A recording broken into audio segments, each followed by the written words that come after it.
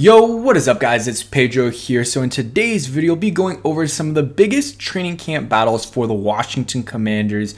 Training camp is right around the corner. If you guys are new, make sure to subscribe, hit that like button and that notification bell as well. We're less than 50 subscribers away from 13,000 subscribers. It's free. It takes 1 second. Just hit that subscribe button. I know there's 50 people here that are watching that aren't subscribed.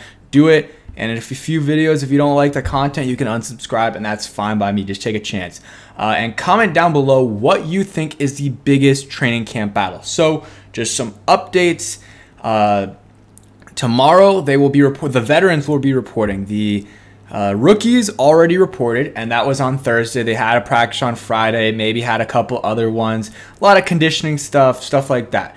Tomorrow, Adam Peters and Dan Quinn will be talking to the media. The times were released. It's not a big deal, so I'm not going to talk. I think one of them was 10:30, so I'm assuming the other one's like 11, something like that. So that'll be tomorrow, and we'll find out some injury stuff like that. And then Wednesday's when they start, and then stuff starts opening up to the fans on the 28th. Made a whole, I mean, that's basically what I said in the video yesterday, but I made a whole video explaining everything. If you want to watch that, yesterday I posted that, but let's go into training camp battles. There's a lot of battles this year. Maybe not like, there's a few big ones, but there's a lot of like depth battles, if you know, that I think. So first, let's start off with the edge room. So Dorrance Armstrong is going to be one of the starting edge rushers. But after that, who the second starter is going to be opposite of him, I don't know. Is it going to be Clelin Ferrell? Is it going to be Dante Fowler? Is it going to be KJ Henry? Is it going to be Andre Jones? Could be any of those guys, maybe not Andre Jones, and then also Jamin Davis. So really, it's a battle between Clelin Ferrell, Dante Fowler, KJ Henry, and Jamin Davis. Also could just see a bunch of guys getting time there until someone really shows out and they become the starter, but could be early in the season where, hey, Dante Fowler's getting a lot of snaps, KJ Henry is as well. I don't know. I don't know who's going to win that. I know Dorrance Armstrong is going to be that starting D-end.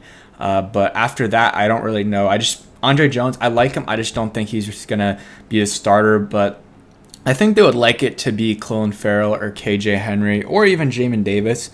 Dante Fowler, I think their ideal role for him is a backup, a good rotational guy. So that's my thoughts on it. But that's probably the biggest camp battle.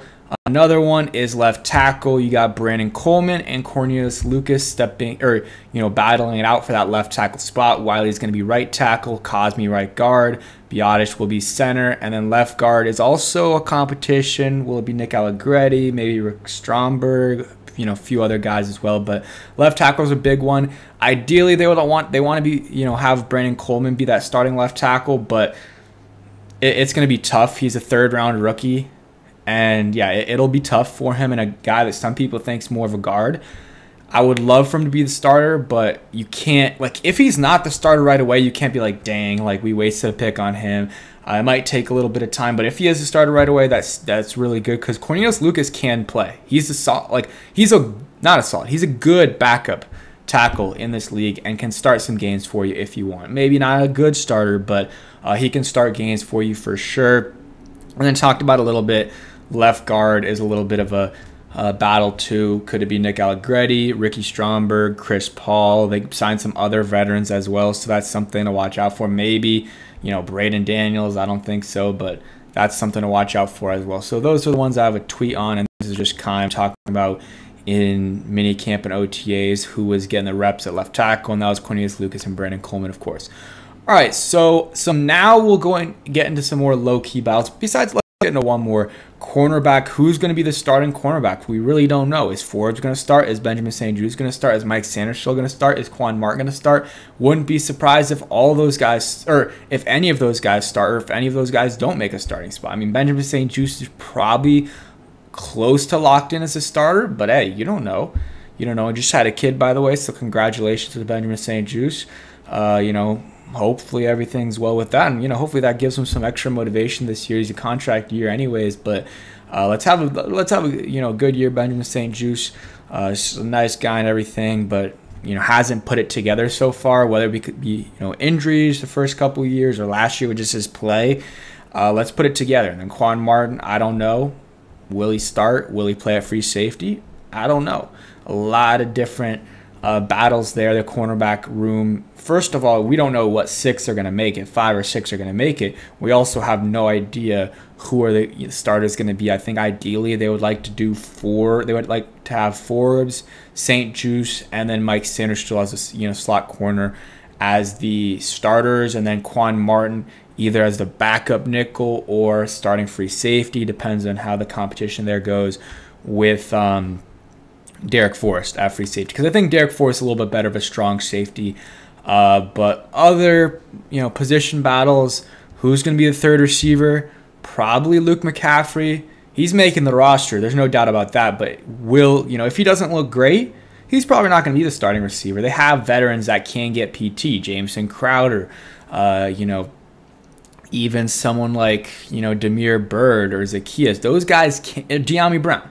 Those guys can get PT and be a third receiver. But Luke McCaffrey, I think ideally they want him there. But you could say competition for that number 3 spot with De'Ami, maybe Zacchaeus, and Jamison Crowder. And then also, who's going to be that last receiver 2 on the roster? Is it going to be Kazmir Allen, Bryson Tremaine, Mitchell Tinsley, Demir Bird, Crowder, Zacchaeus? Like, those guys are going to be competing. The veterans, they're not going to keep 3 of those veterans.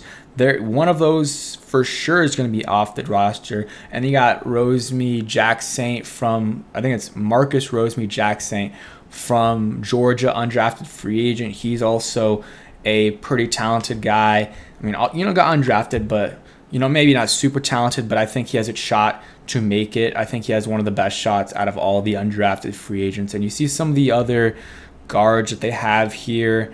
Chris Paul, Ricky Stromberg, Michael Dieter also can play guard. You got Mason Brooks as well. So those are some guys.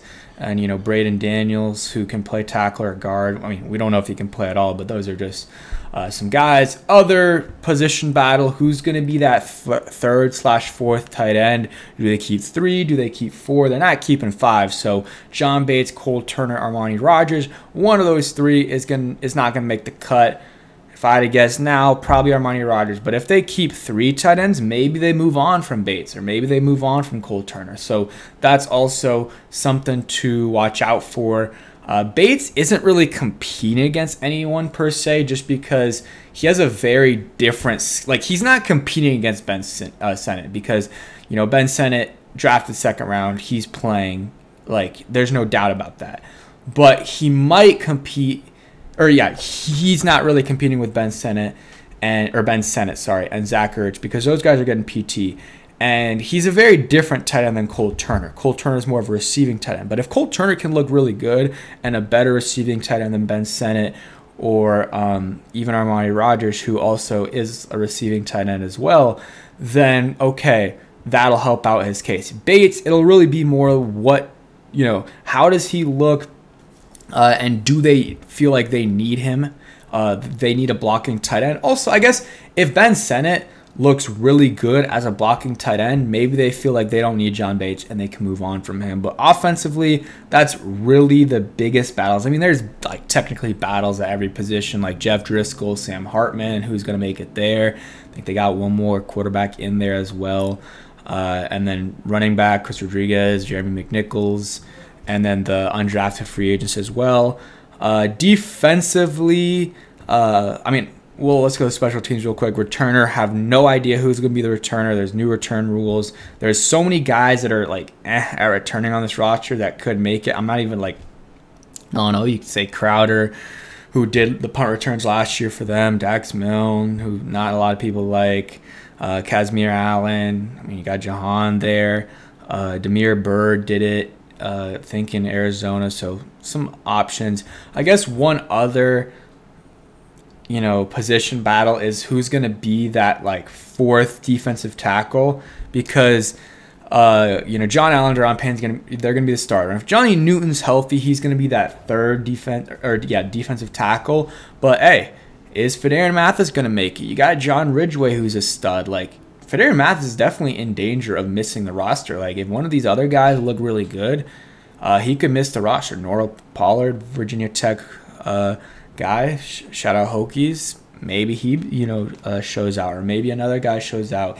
So I think the Johnny Newton injury helps out Fedarian a little bit, but still, he's definitely not a lock to make the roster. So that's another kind of position that there's a little bit of a battle there for that 4th spot. And I think Ridgeway probably has the lead.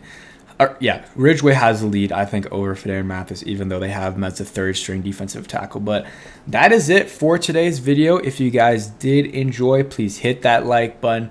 Turn on that notification bell as well. And if you stayed till the end, I saw someone comment down below in the other video, should do some more legends. So we'll go ahead and say we'll go Art Monk. We'll go Art Monk. That's a very popular one. We'll start to get into more sleeper ones later on. You guys can put some suggestions in the comment section below, and I'll also do some, of my own as well. Thanks for watching. Hope you guys enjoyed, and peace.